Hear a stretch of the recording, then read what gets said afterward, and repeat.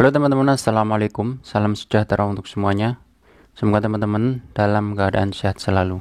Oke, pada video kali ini pembahasannya tentang servis AC mobil Honda Brio yang tidak dingin. Berdasarkan pengalaman saya untuk mobil Honda Brio itu ada 3 problem di AC-nya. Yang pertama itu evaporator bocor sehingga freon habis dan AC-nya tidak dingin.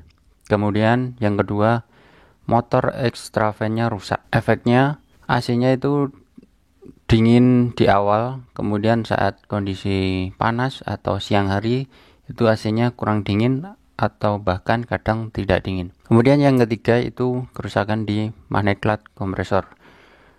Efeknya tidak dingin sama sekali, kecuali magnet clutch-nya ini gejala rusak, jadi masih berfungsi dan kondisi panas dia tidak berfungsi. Nah, itu efeknya nanti di awal dingin dan di saat siang hari itu tidak dingin, hampir sama dengan kerusakan motor extra fan. Nah, kebetulan pada video ini kasusnya adalah kerusakan pada magnet clutch kompresor. Keluhan customernya itu tidak dingin sama sekali dari awal dihidupkan. Setelah dilakukan pengecekan ternyata magnet clutch-nya rusak. Nah, buat teman-teman yang masih awam tentang AC mobil, perlu diketahui untuk penggantian magnet clutch seperti ini itu harus membuang freon ya. Membuang freon kemudian melepas kompresor. Jadi prosesnya cukup rumit, agak ribet jika belum pernah atau tidak memahami tentang otomotif tentunya.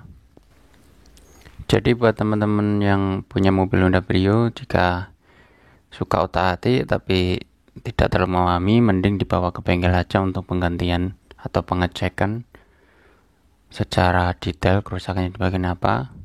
Karena pada video ini hanya sebagai contoh, bisa disamaratakan bahwa setiap AC Honda Brio tidak dingin kerusakannya pada magnet clutch. Itu belum tentu. Jadi bisa karena hal sepele seperti sekring putus dan lain-lain. Jadi untuk memastikan harus dicek secara menyeluruh. Oke, ini sedikit informasi tentang problem AC Honda Brio dan kasus pada video ini, kerusakannya di magnet clutch. Semoga bermanfaat dan menambah pengetahuan. Terima kasih.